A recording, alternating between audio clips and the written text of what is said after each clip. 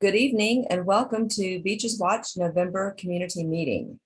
Before we get to our program tonight, featuring Dr. Gerry Pinto from Jacksonville University and Jimmy Orth, the Executive Director for the St. John's Riverkeeper, we'll have a few announcements and then we'll move to our program. So I'm Maria Mark and I'm the President of Beaches Watch and your host for tonight's meeting. As always, our meetings are videotaped and you would be able to catch the meeting tomorrow on our YouTube channel, Beaches Watch 2012. We are taking renewals and joining for our membership for Beaches Watch. Early bird renewal has started for 2022. So renew your membership before December 31st and be entered to win a prize. It's $15 for individuals, $20 for family, and $5 for students. It's a yearly membership, which is valid through January through December. You may renew your membership and or make a donation online at our website, beacheswatch.com. Right now, I'd like to go ahead and recognize our elected officials. We have Ellen Glasser, Mayor of Atlantic Beach. Thank you for joining us, Mayor Glasser. And we have Sandy Golding, City Council Person for the City of Jacksonville Beach. Let's see if we have any other officials that have joined us at this point. I don't see anyone else. I do see that Jeff Sample has joined us from the St. John's River Water Management District. He is their Community Operations Director, I think. His title might have changed, but welcome, Jeff. Thanks for joining us. And that looks about it for now. So we are recruiting for Beaches Watch board members. We are currently seeking persons with any of the following experience in accounting or finance, membership recruitment or retention, and public relations and marketing. If you're interested in serving on the board, you may submit your resume and supporting documents. We have a short hyperlink. It's called bit.ly/beaches BW board, and you can go to that. That link and submit, like I said, your resume and any supporting documents. We'd love to have you think about joining our board. And it looks like I have to take this back. I'm sorry, Jeff. Apparently, you are now with the City of Jacksonville. So, Jeff Sample, I'm so sorry. I wanted to correct that before we moved on. So, thank you. We have the Beaches Veterans Day ceremony that will be held on Thursday, November 11th at 9 a.m. This will be at the Beaches Veterans Memorial Park, which is located at 1 West 1st Street in Atlantic Beach. So come out and salute our veterans and honor our veterans for their sacrifices that they have made for the freedoms that we now enjoy. Next announcements. Let's see, we are accepting nominations for our 2021 Give Back donation. The nomination deadline is this coming Friday, November 5th. To the Beaches Watch, our board of directors, we're requesting the submission of nominations for the 12th annual Beaches Watch Give Back donation. This $500 donation recognizes a nonprofit organization that helps enrich the lives of beaches residents. You can submit the nominations online at bit.ly/online nomination. The Florida Department of Transportation Hybrid Construction Open House will be held Tuesday, November 16 from 4:30 to 6:30 p.m. This will be at the Beaches Branch Library with an online option. The FDOT will host a hybrid construction open house to discuss planned intersection improvements and pedestrian safety enhancements and installation of crosswalks at 2nd Avenue North, 15th Avenue North, and Bay Street. So visit www.nflroads.com riverkeeper.com@VPH and select State Road 10 at State Road A1A Improvements to register for the online option. Neptune Beach, the East Coast Greenway celebration. This will be held Thursday, November 4th. There will be a bicycle helmet fitting and a giveaway. This will begin at 3:30 p.m. at Jarboe Park.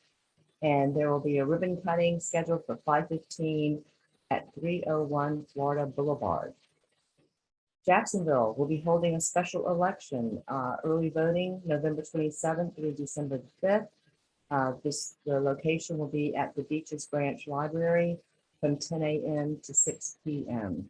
And this is to fill the vacancy for the late Tommy Hazouri. So save the date, Wednesday, December 1st at 7 p.m. This will be our next meeting, and this will be where we will do the 2021 Give Back donation presentation. So please get your nominations in for the Give Back Award. Again, that deadline is this Friday. So without further ado, we will now have the state of the St. Johns River. We'll have Dr. Gerry Pinto. He's the Associate Research Scientist at the Marine Science Research Institute at Jacksonville University, followed by Jimmy Orth, who is the Executive Director for the St. Johns Riverkeeper. So we'll turn it over to Dr. Pinto and then followed by Jimmy Orth. Again, any questions or comments, please submit them in the chat box, and we will follow up with the presentations with the Q&A. So, Dr. Pinto, please take it away. Thank you. Hello, everyone. Thank you very much for having me tonight. I'm going to go ahead and get straight into this because I don't have a whole lot of time to talk, and it's a 300-page report, so I'm not sure I'll get through all of it. But we can go ahead and start here. Let me share my screen with you. And hopefully y'all can see this. So this is the 14th State of the River report. We've started in 2008, and it's funded by the Environmental Protection Board for the city of Jacksonville. And it's a report designed to convey to the general public, anybody with a high school education and above, what's happening in the river, the health of the lower St. Johns River Basin. And here are some of the logos of the various institutions involved and the list of team members from UNF and JU and Florida Southern College and Westchester University. The report is reviewed by a number of organizations and scientists each year. And so I've put up here, and you'll see that Beaches Watch is right at the top of our list this year because Maria Marks very kindly reviewed the report for us too. And we appreciate that very much. On the right here, you'll notice some of these names are some of the folks who've been on the report before, as well as some of our avid supporters over the years. Not everybody agrees with our conclusions, so we have this disclaimer down here. So we still want them to review our report and provide, their feedback. Moving forward, here is the website where you can get the report. It's stjohnsriverreport.com, sjrreport.com. And some things about the report this year. There's a highlight section on a new emerging contaminant called PFAS. And Gretchen Billmeyer, Dr. Billmeyer, authored that. She also incidentally authors the toxicology section of the report too. The background section is produced by Charles Klossman. He has a new historical timeline, which is interactive and kind of neat. So if you go on the website, you can click on that, and it's quite impressive. And there's also a history PowerPoint presentation that teachers can use. So any of you teachers out there, you might want to look at that, and it's quite impressive too, and it goes well along with this historical timeline. And then the various parts of the report are on water quality, fisheries, aquatic life, and contaminants. And part of this too is a brochure, a trifold brochure that we have hard copies of that we can send to you or we can get to you but you can also access a PDF document of the same on the website. And then there are other links on our website to various maps. And one of the interesting ones is the SSOs, the sanitary sewer overflows that happen every year. And Dr. Ashley Johnson puts those together for us and hosts them on the geography website at JU. So that's another good place to go look for information. And then there are other educational resources for teachers on the website. This is what the website looks like. And there's also a tributaries page that covers a number of tributaries, about 29 tributaries, with what available data there is on them. And it gives you a chance to see what data is available as well as what data isn't available. All this is searchable by council district and planning district as well. So let's get into some of the parameters here. Our findings are this year, again, that salinity is unsatisfactory and worsening, and this is primarily due to rising sea levels and the impacts of salt intrusion. Bacteria in the tributaries and the main stem remains a problem. It's better in the main stem, except for the sanitary sewer overflows, which tend to happen periodically when we have system failures. Or leaks or infrastructure failures. But our tributaries remain unsatisfactory for fecal indicator bacteria, we call them now. Turbidity was satisfactory and unchanged. Dissolved oxygen is doing well in the main stem of the river, but of course in the tributaries we have very many low episodes, and that can be an issue with fish kills and so on. Algae blooms, of course, fecal indicator bacteria contribute nutrients. We also have nitrogen and phosphorus that contribute nutrients. And you've seen lately in the news a lot about algae blooms and harmful algae blooms. And so these blooms are continue to be a problem and occur quite frequently. And this year we've had a really bad one, extending way all the way out to almost Mayport. And this is a freshwater algae, by the way. Nitrogen seems to be doing well in the main stem of the river, although recently it ticked up slightly. And then in the tributaries, it's always been a problem. And so it's unsatisfactory in the tributaries. Phosphorus is one of those things that has been creeping up in the last few years. And I will show you a few graphs of those things very quickly. But again, phosphorus is unsatisfactory, particularly in the mainstream estuarine part of the river. In the freshwater section, it was going down for a while, but has suddenly started creeping upwards again. And then it was always been an issue in the tributaries. Here's a group of tributaries. You can see that the gray one shaded in here. These are 29 tributaries that have BMAPs. These are basin management action plans to address the fecal bacteria in those tributaries. None of these tributaries are in compliance. They all exceed the water quality criteria. And unfortunately, this is a problem with all the tributaries, even the ones that don't have these BMAPs. And the way that we look at this is, or the regulatory agencies look at this as E. coli in the freshwater and enterococci in the saltwater sections.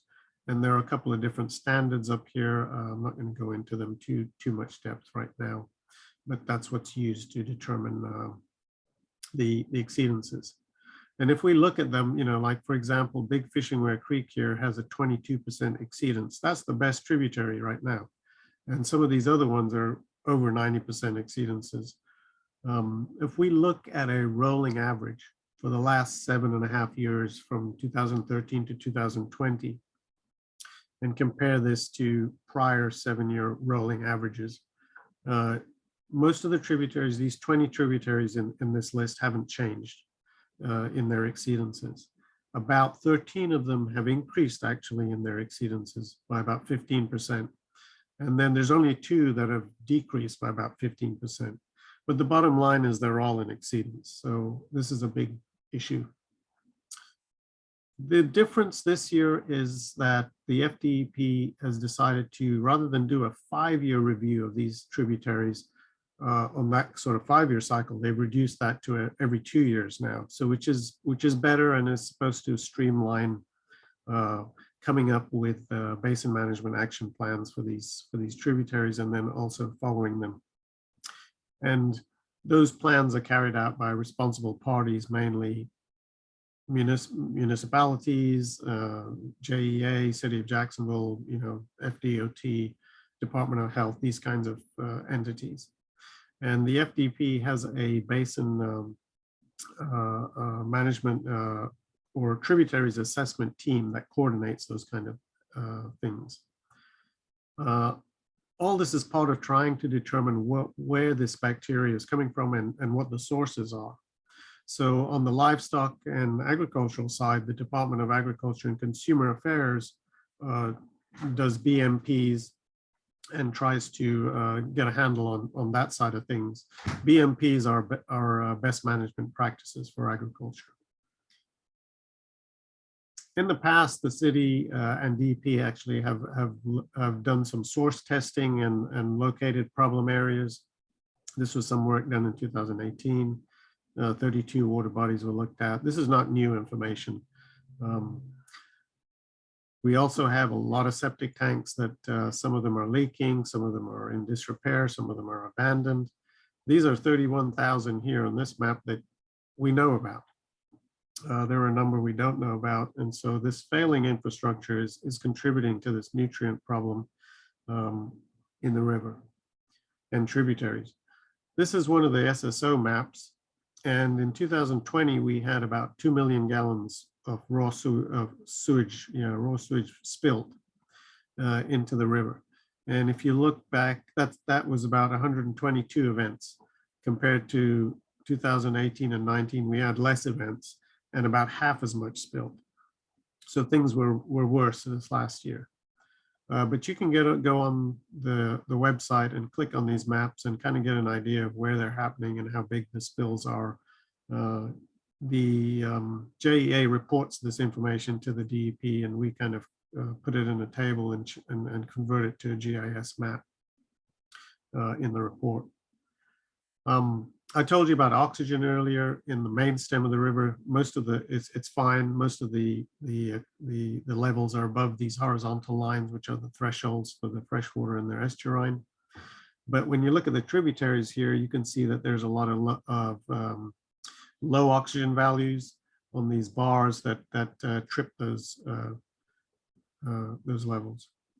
One of the problems with low oxygen too in the tributaries is sometimes it can affect the availability of phosphorus. So this may be contributing to some of the phosphorus that's coming into the system. And then these graphs show you nitrogen.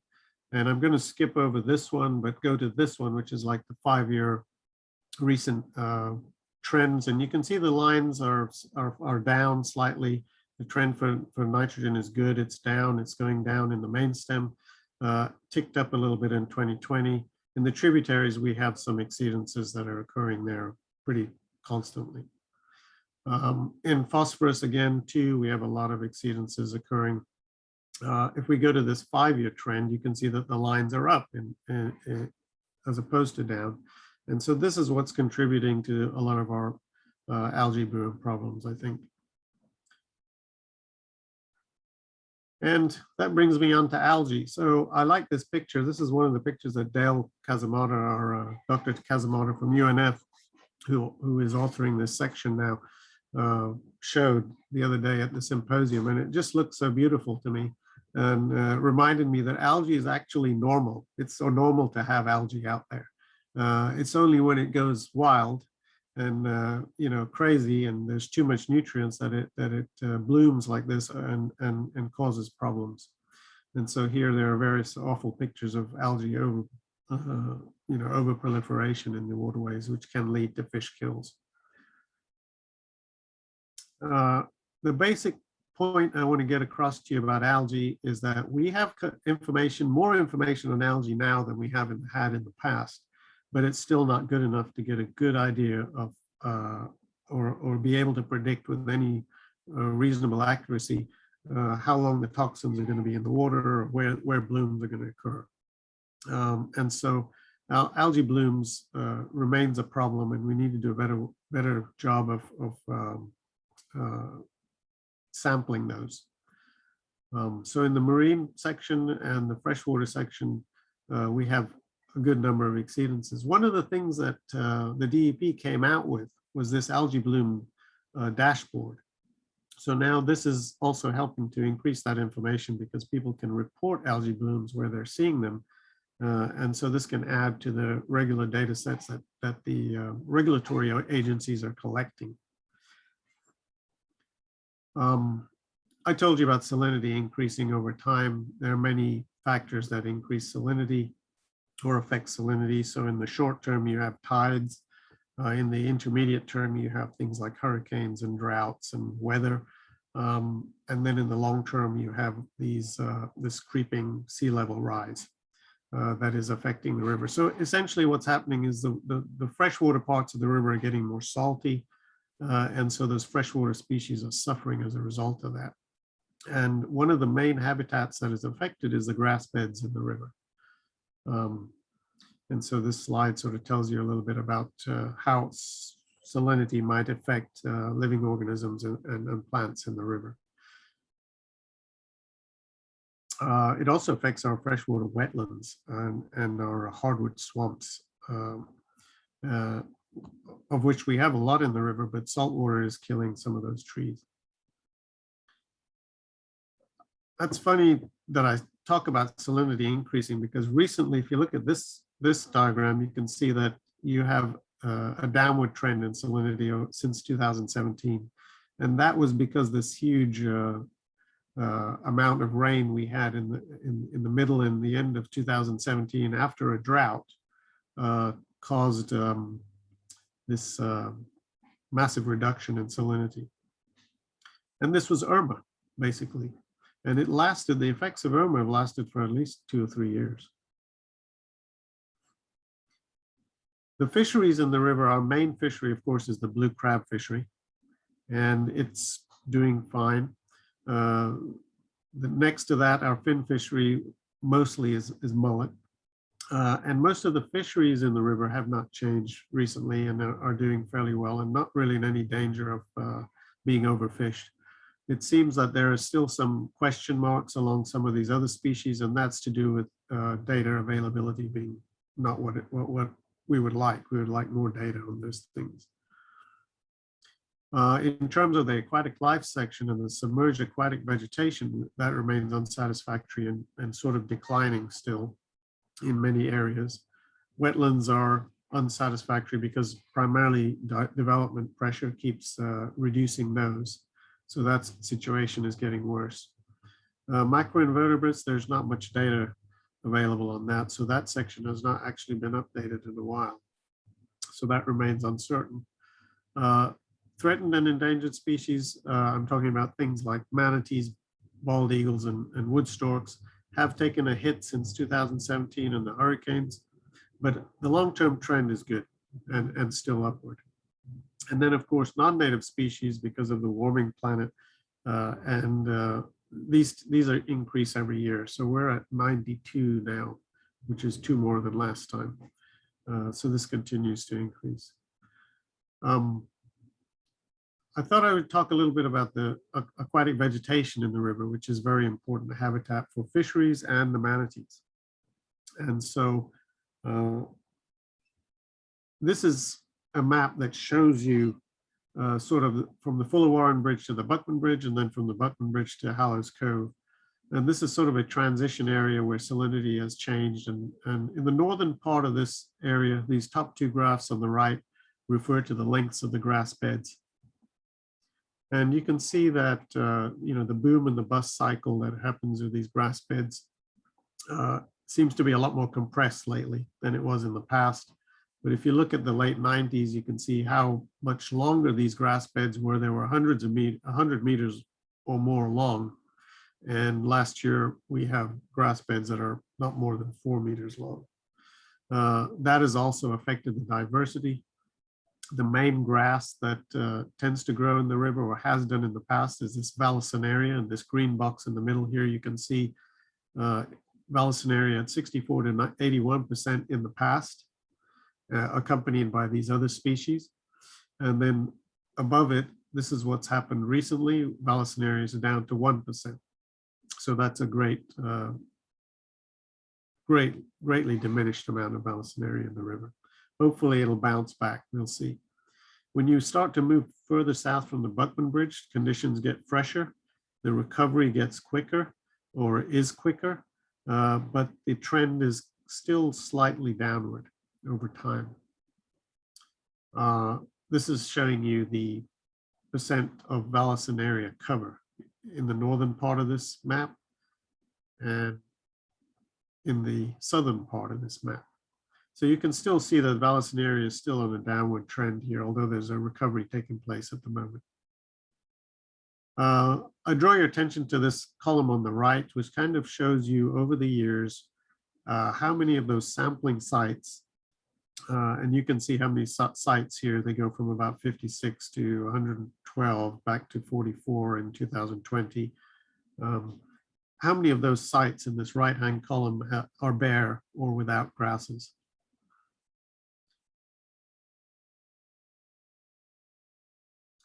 And then coming on to wetlands, of course, wetlands are very important and provide a lot of ecosystem benefits to us. And once these wetlands are removed, we lose those benefits. It's the nature of the way these are being lost right now, and increasingly so. Most of the wetland destructions are on acreages less than 10 acres. So it's like death by 1,000 cuts. They're very, very small amounts. They're hard to notice, but on a cumulative scale, they add up to a big impact over time. And so if you look at this graph here, you'll notice the blue bars show that most of these wetlands have been mitigated. And so what happens is people fill wetlands and buy mitigation credits somewhere else, in some other far away from where the ecosystem services are actually needed. This is not a sustainable practice. All these other bars represent things like enhancing wetlands, creating wetlands, restoring wetlands, protecting wetlands, preserving wetlands, and they've all been getting smaller over the years. And really, we need to increase that and make those bigger.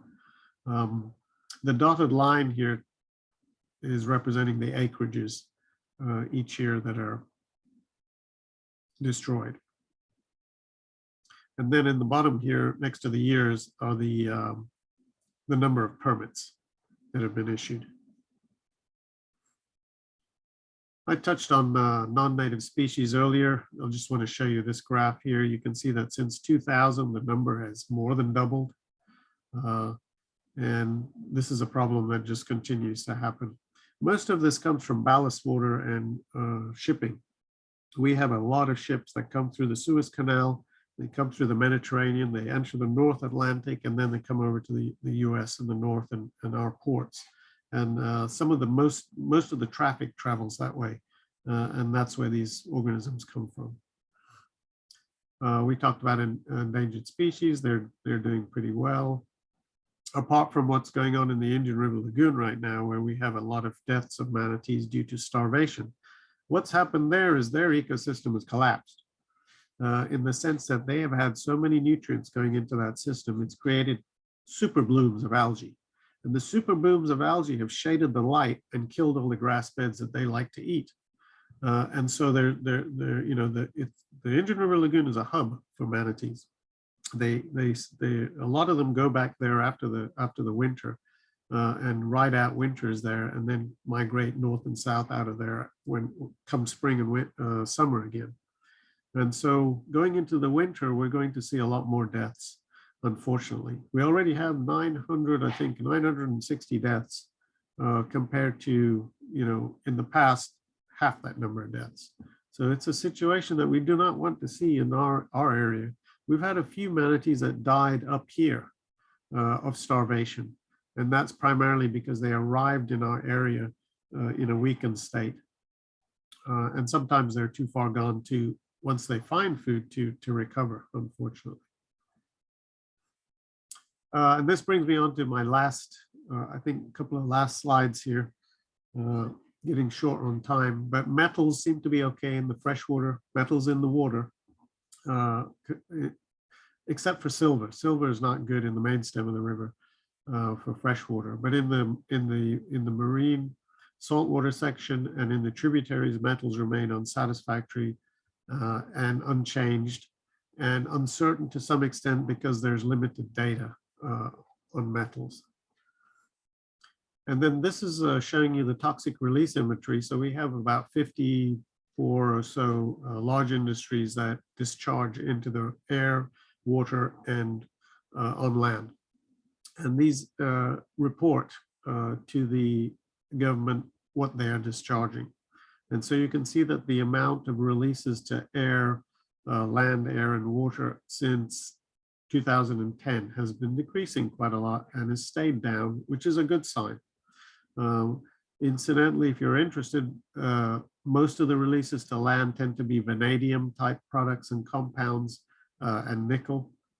Most of the releases to the air are things like sulfuric acid, ammonia, butyl alcohol, and glycol ethers. And then most of the nutrients, most of the things released into the water are nitrate type compounds and hydrogen sulfide. So here's an example of one of the metals. Mercury is also tracked. There's a decreasing trend in mercury. Nice, good to see, but there are still a lot of exceedances of those horizontal lines, which are the water quality criteria. Pcbs are also something that are unsatisfactory, and there's very limited data on them. Most of these are in the sediments, and as long as they're not disturbed, they're kind of what we call legacy pollutants. As long as they stay there, they're okay. Once you start dredging them up and stirring up the water, they can become a problem. And then there's lack of data. So organochlorine pesticides in the sediments, again, is something that we can't say a lot about because there's not enough data. In the water column, we have seen an increase. 2018, there wasn't any data, but there's an uptick recently in those. And then this is the per and polyfluoroalkyl substances that is the new emerging contaminant. And these are sometimes referred to as forever chemicals. There's about 7,000 of them, and that we know of anyway, and that they're very thermally, biologically, and chemically stable, and so they stay in the environment a long time, but they have known health effects, and this is something that people will need to start monitoring more. So, they're found in Teflon coating on these nonstick pans. They're found in packaging. They're found in firefighting foam. One other place they're found is in biosolids, which is what happens to our sewage when it's processed into pellets for fertilizer or for spreading land application. And that can eventually end up in waterways. With that, I think here's what our brochure looks like, and you can get it on the website, sjrreport.com. And I think I'll stop here and turn it over to my colleague and friend, Jimmy Orth. And I hope I didn't take up too much time. So thank you very much for having me and for listening. And I think we'll have questions later. Thank you, Dr. Pinto. Jimmy, go ahead. Sure thing. By the way, too, while I'm pulling up my screen, I did want to say, Gerry, that the link sjrreport.com is not working. So I did in the chat, I put the link that links directly to the UNF site that's hosting it. So if you want to access it, I tried this other day. Actually, I meant to bring this to your attention, Gerry. Well, the other day when I tried. That's good to know. I will follow that up. Appreciate it. Because I do encourage everybody, please go and check out the website. There's just so much just informative information that's going to help you better understand the trends that are happening in the St. Johns River. I am Jimmy Orth, Executive Director of St. Johns River, the Riverkeeper, and just going to go through the slides real quick here. If you're not familiar with us, we are an advocacy group for the St. Johns. We're a nonprofit, a watchdog group for the river, if you will. And you can learn more about us on our website. I'm not going to spend too much time on this. I will say though that our organization, we represent the entire watershed of the St. Johns, and so you can kind of see the different various sub-basins of the river. This is, I think, what makes the river so unique, and I think it's important to always point out, is that over this 310 miles that it flows from south to north, it actually only drops about an inch a mile. So what happens is what goes into the river, pollution, whatever, stays in the river for a long time. And I think that's important to understand because our river doesn't flush very efficiently. And so what happens too is when you get to the estuary portion of the river, which is up north where we are, all of us live here in Northeast Florida, the river sloshes back and forth because you have the reverse tide, you have the tide coming in twice a day. So it's really hard for pollution to, and so it's the same thing with algae blooms, as Gerry mentioned. The longer the residency time, the longer that those nutrients that can trigger those algae blooms stay in the river, the greater chance we're going to have those algae blooms later. First thing I'll just mention is this, Gerry touched on, is this idea of increased salinity. And this is going to be it's obviously one of the biggest challenges we're facing and the biggest threats globally, but it's also one of the biggest threats to our river here locally and to our beaches and our shorelines, of course, as well. And that's climate change and the increased sea level rise that we're seeing. And this is a chart that I like. Olson Associates, they're a local engineering firm that put this together. They analyzed the gauge at Mayport recently and put this chart together. And you can see that over about a century, about 80 years or so, at least, the sea level rise was rising at a rate of about a foot a century, or excuse me, about a foot a century. Well, we've now entered into a phase where you can see over the last 20 years this acceleration that's happening, and this is something that is going to be a daunting challenge for us. If this continues to increase at this accelerating rate, we're going to see sea level rise. And that also means, obviously, the water levels in the St. Johns River rise pretty rapidly over the next 20, 30, 40 years as we, and how we grapple with this is going to be something that's going to define, I think, who we are as a community and how we respond to this threat moving forward. Another challenge, obviously, climate change is one of those causes, but it's also dredging. As we deepen the river, we're actually creating this, essentially what you could call a super highway that's allowing the St. Johns River or the ocean, I should say, come up the St. Johns River farther upriver into downtown Jacksonville and beyond. And so it's just accelerating the impacts that we're already seeing from sea level rise and climate change. And we saw these impacts during Hurricane Irma. Here we were, it's a 2017, what was actually, when it passed us 70 miles to the west of us, it was downgraded to a tropical storm, and yet it caused Category 3 storm flooding in downtown Jacksonville. And so then you add the dredging, which will potentially cause an additional 3 to 8 inches in storm surge in some parts of Jacksonville. In addition, the dredging is going to, according to the Army Corps of Engineers, potentially increase water levels even during smaller high frequency storms, which we know are going to start occurring, up to 12%. So this is concerning and something that's going to have adverse effects not only on our community, but as Gerry mentioned, as that salt water pushes farther upstream, it has an adverse effect on wetlands, and it also has an adverse effect on the submerged aquatic vegetation, which is so critical to the health of the St. Johns and providing that habitat for wildlife. And we saw too what happens too when and not just during Irma, but as we encounter the effects of climate change and we see more frequent storms and we see more intense storms, what's going to happen is we're going to have more sewage overflows. What happens is you have this infiltration of water into the sewage pipes for JEA, and you have inevitably sewage overflows. This is a sanitary sewer overflow that occurred during Hurricane Irma. During Hurricane Irma, we had 2.2 million gallons of raw sewage. And I always think that term, frankly, sanitary sewer overflow, sounds a little too nice, because it's raw sewage that's flowing into our streets, flowing into our waterways. And these are going to become more frequent, unfortunately. And also, obviously, when we see more frequent storms and more intense storms, we have more runoff. And that runoff carries all kinds of things. It carries the fertilizers and the hydrocarbons from our roads and parking lots and the pesticides. And those things all make their way ultimately into the river. And then obviously, ultimately, frankly, into the ocean, because, as we all know, the St. Johns flows directly into the Atlantic Ocean. Now, so we're kind of getting it at both ends. Gerry touched on this a little bit about this increase in phosphorus. We have at one end, we have, which is the mouth of the river here at the Atlantic Ocean. We're seeing this salt water pushing farther upstream. At the headwaters of the St. Johns and in central Florida, what we're seeing is more of this sewage sludge being applied to farms.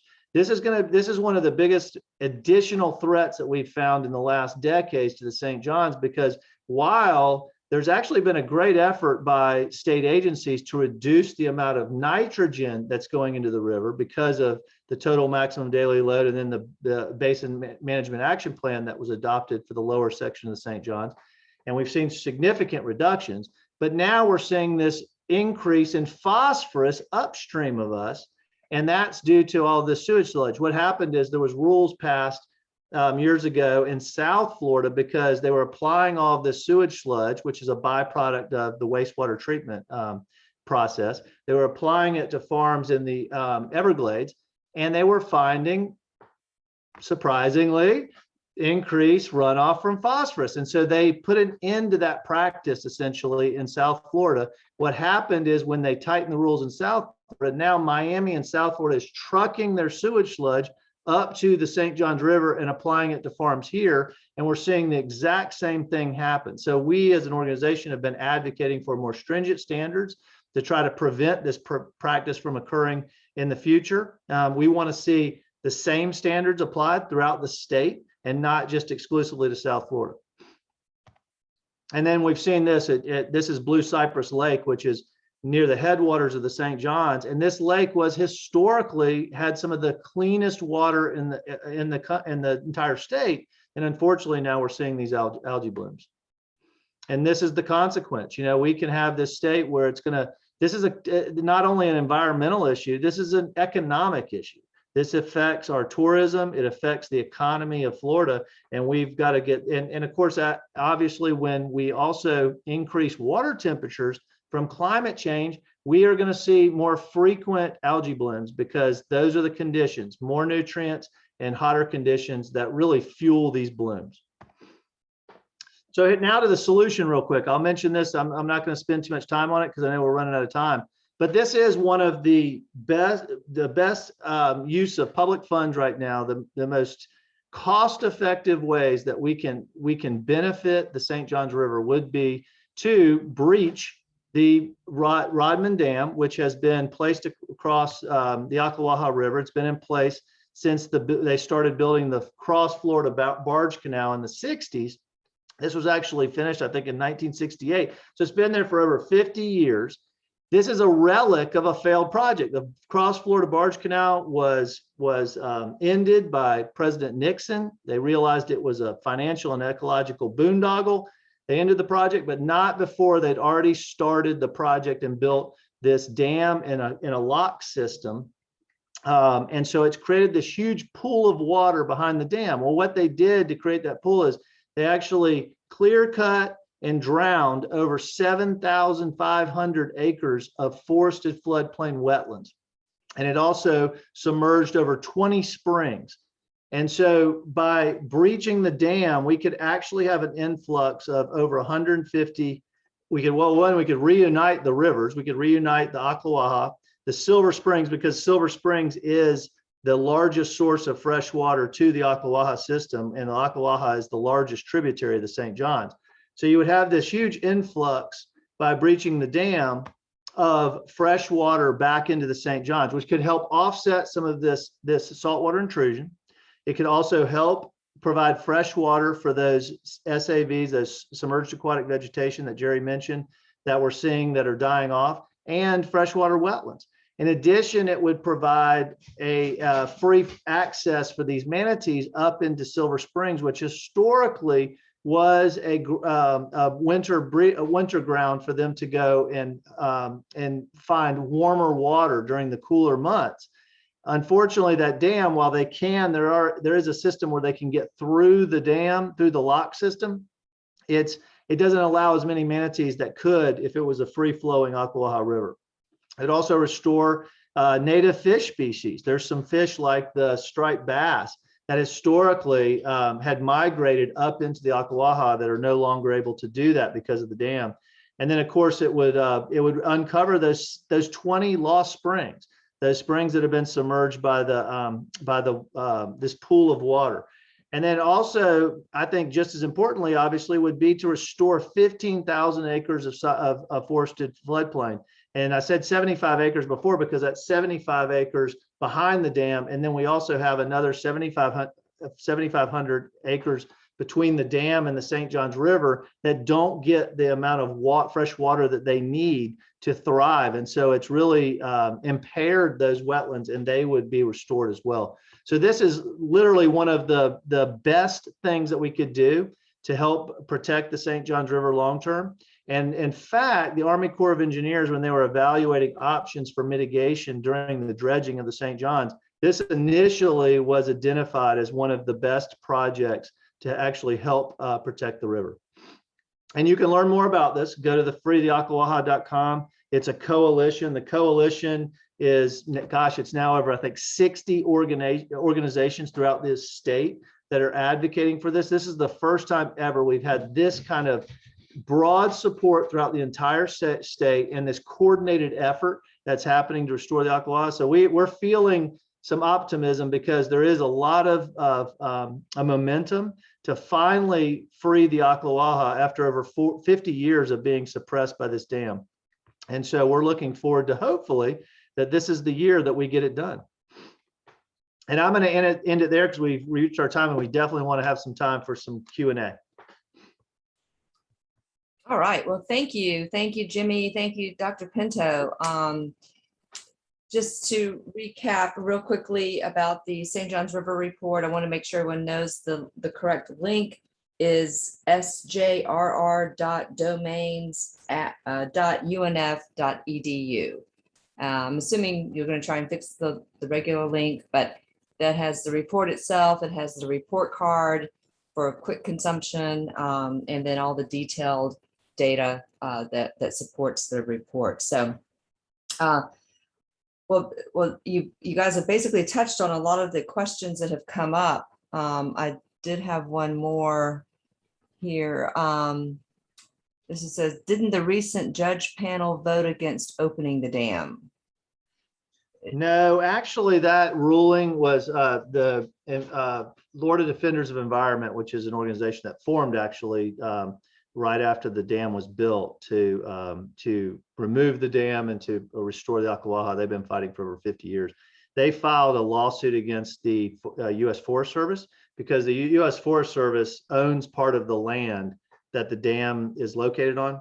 And they have refused to enforce the lack of a permit by the state of Florida. The state of Florida has not had an active permit to operate that dam on their property for quite some time now. And so actually what the lawsuit was trying to do was to force the U.S. Forest Service to require a permit from the state of Florida, which potentially could have resulted in restoration. But we looked at this as just one more shot on goal, that if this was successful, it would have put more leverage, would have given us some more leverage. But, and it's not over yet, actually. It was remanded back to the lower court. And so this lawsuit could still continue, but it's not absolutely necessary by any means that this is the only option to restore the river. Okay. So, I mean, I know there's a lot of support to remove the dam. There's also obviously the opposition. Is there anything that's kind of resting in the government, in the governor's venue and his, as far as supporting or not supporting or neutral? What's that status? Because I mean, Governor DeSantis has been pretty supportive on the environmental realm as far as funding and that sort of thing, but kind of what's that pulse like? Yeah, well, it's a challenge. I mean, there's a reason that dam has not been taken down after 50 years. I mean, you have a dam that literally may be the only dam in this country that serves no purpose for which it was built. So you think about that. I mean, that dam is not doing anything to serve the purpose of, providing cross Florida access for barges. In fact, the only reason it's standing is because that some of the bass fishermen found after it was built that it actually created some habitat for fisheries for bass. So they've been really the opposition is some of the people that have grown up with that dam, and I don't fault them for that. A lot of people in Putnam County, that's the only thing they've ever known is that dam, and so for them, they feel like they're losing something. And I think that's the challenge, is to convince them and also convince the governor that this is a win-win, actually, that restoring the dam will actually increase habitat for fish. And you'll have a more diversity of fish sports fish that you can target, but also that it can create increased recreational opportunities. And that's one of the things we're really advocating for. Is there was a study by the University of Florida that actually looked at the economics of this, and the economics also favor restoration. And one of the things that was advocated for is that we have to expand recreational opportunities. We have to have more opportunities along the Ocklawaha, or restored Ocklawaha, for recreation and access. And that we see this as actually a win-win. So yes, but it is a political decision ultimately, that there does need to be money allocated for the restoration, which is actually fairly cheap when it comes to restoration. It's only about $24 million, which, if you think about that in terms of what other restoration projects, look at what the Everglades restoration is going to cost. You're talking billions. This is actually a really cheap project that would have an incredible return on investment. So the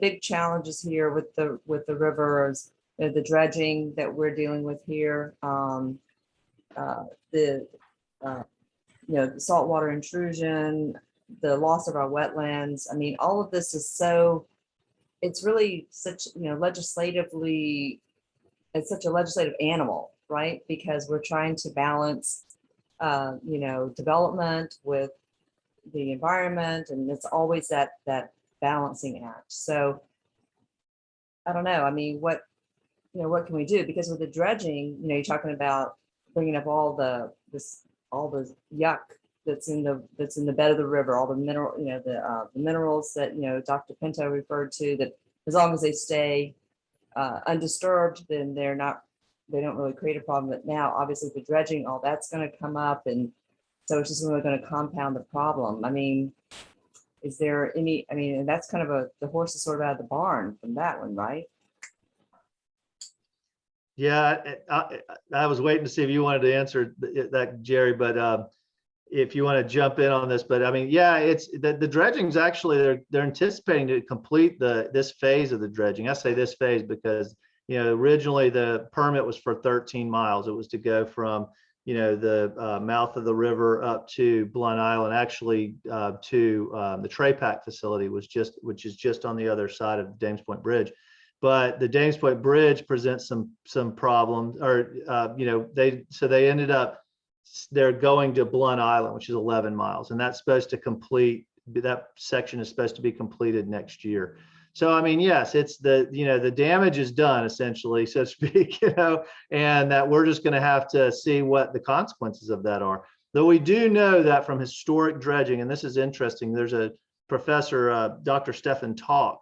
He and some of his colleagues have done some research on historic dredging, and not just the St. John's, but other waterways as well. And they found that it's proven that dredging does, when you deepen the river, you flatten the bottom, you straighten it, the channel, you do increase storm surge further upstream, and you do increase water levels during storms and things like that. And so we know that there's going to be impacts. We know that it just exacerbates the problem that we're currently seeing with saltwater intrusion pushing further upstream. But it's a balancing act that we always have to consider with all of these decisions. Wetlands too. It's one of those things that, as we grow as a state, you have 1,000 people a day moving to the state. We have trade-offs here, and we have to decide as Floridians, what are we willing to trade off for that growth and potential economic benefit? And is there an economic benefit, frankly, when you trade for things like ecosystem services, like Gerry mentioned, that are so essential that, you know, nature helps protect us, and we have to replace those services in some way through infrastructure. So there's a cost to all of this as well. Usually ends up costing more. Right, right. Yeah, studies have shown that it definitely, for man-made infrastructure to try and mitigate, is so much more expensive than if you would just allow the ecosystem services to remain in place and do what they're naturally made to do, right? I think at some point we're going to have to decide, you know, how do we put back wetlands to prevent flooding? Right. Because of some of these channelizations that we've created in the river that make water move faster and water levels increase quicker. And so, you know, we'll have to decide what land we want to save and what land we want to revert back to nature. And we're going to have to create those buffers. And that's some hard decisions because you have to buy property to do that. And that takes political will and, you know, a lot of money. So some cities have done that in certain areas that are prone to flooding, that are, you know, too expensive to try to elevate or restore. So yeah, it'll be some hard decisions. So we didn't mention this, and it might be kind of out of the realm, but you know, the Emerald Trail, what Groundwork Jax is doing in the urban core, it seems to me this is sort of kind of hand in hand as far as trying to restore, I wouldn't know if I'd say ecosystem services, but trying to restore the natural flow of water, cleaning up. I think that's a great program and a great plan that they have there. And it's also what it comes down to is managing water. How do we manage this excess flow? So we have to have somewhere for that to go so it doesn't, you know, hurt people's lives and livelihoods. And so by working with nature like that, that's the way to do it. That is the way to do it. I agree. Yeah, I agree too. I think green infrastructure projects like that, that's a great example, Maria, because that is just so, I think that's one of the most exciting things that's happened in Jacksonville in a long time, frankly. I mean, we're going to have this recreational trail that you can go into these communities. It's going to connect the river. It's going to connect out into these surrounding communities. And then we're going to also be able to restore these creeks. It's going to increase flood protection. That's going to help with ecosystem services and habitat for wildlife. It's going to potentially improve water quality. I think this is one of the most exciting things that's happened in Jacksonville in a long time. I like, one of the things I like about that too is when you go to many of these urbanized areas all over the country and the world, a lot of their streams and all have been covered over. Right. They're all underground. I mean, look at London, for example. Everything is covered. And so daylighting some of these streams and opening them back up to nature is the way to let you know, nature help us deal with some of these problems. Yeah, absolutely. And, you know, the Emerald Trail, I mean, Groundwork Jax has been able to coalesce and get that support of, you know, government, our city officials, that they've all been on board. So as far as the parks, the waterfront parks, I know there's been a lot of work with doing some master planning with that and trying to build in the green space and that sort of thing too. And Jimmy, you had mentioned that earlier. So, which kind of all falls back to the river because it's all about being riverfront. So can you kind of talk about where that might be or what kind of the status of that? I mean, with Shad Khan's development, Four Seasons and all of that, I mean, is that tying in? Yeah, I mean, we Riverkeeper, we've been part of a coalition, Scenic Jacks and some other organizations that have been advocating for a more natural riverfront so that we can actually do what a lot of other cities have done. And it's interesting to see too, if you do go to the website for Riverfront Parks Now, I think it's riverfrontparksnow.com or .org, I can't remember, but that you can see some of the research we've done on other cities. And it's so exciting because that's the trend. The trend is not building right up to the riverfront.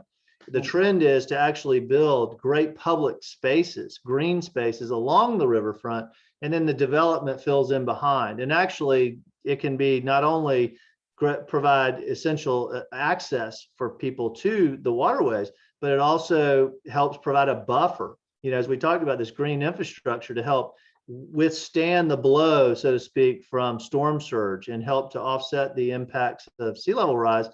But then also it can be a catalyst for economic development. And so that's what we've been advocating for. It's tough, you know, in a city, Jacksonville's been so wedded to the development community for so long in terms of the decision-making process is often driven by developers. And so it's hard to change that mindset that, hey, providing great public spaces and parks can actually be a catalyst for economic development. And it's proven in so many other cities around the world that it works. We just have to convince people here that it's going to work in Jacksonville. And Yeah. we have an opportunity, honestly, like no other city, I would argue, in the country has, with this much publicly owned land that's undeveloped on our waterfront. It's a once in a life opportunity, frankly. Yeah. Well, we can go all the way back to Preservation Project Jacksonville too, that started that whole thing. But like you said, we can look to other cities. I mean, I think about the High Line in New York City. That was the railroad, and they wanted to just tear it down. And they said, no, we can make this elevated park, and it's awesome. So right. You gotta have that visionary. You've got to have that, that outside of the box thinking, and but we are right at 8:01. I like to finish on time. I wish we needed probably another hour to talk about this. But thank you. But again, that's sjrr.domains@.unf.edu, and the Riverfront Parks. I encourage all of our attendees to check that out and to just really support that and give your voice to that as well. Here at the beaches, I know we're doing some visioning as well, so it's a time to get involved and let's create the city. Let's create our communities the way we want to see them, and so they thrive and grow. So it's Riverfront Parks now.com. Yeah. And also, Maria, I put a link to the petition that we're working on with Sierra Club and Surfrider Foundation to try to prevent coal ash. I know that's a big issue at the beach. And so you can, we'd love to get more people involved with that issue as well, that we're still pushing to try to keep coal ash from being imported into through our river and into our port. Okay, and we'll see about putting that on our website as well. So thank you. Thank you for sharing that, Jimmy. Thank you both for joining us. Like I said, we probably needed another hour to talk about this, but we want to thank everyone for tuning in. Please take our short meeting survey at the end of this meeting. Again, watch the recorded meeting on our YouTube channel, Beaches Watch 2012. Follow us on Facebook and visit our website, beacheswatch.com. And make sure you tune in next month, December. Can you believe I'm saying December? For our Give Back Award presentation. So send in your nominations now. Thank you again, and we'll be seeing you soon. Thank you. Thank you.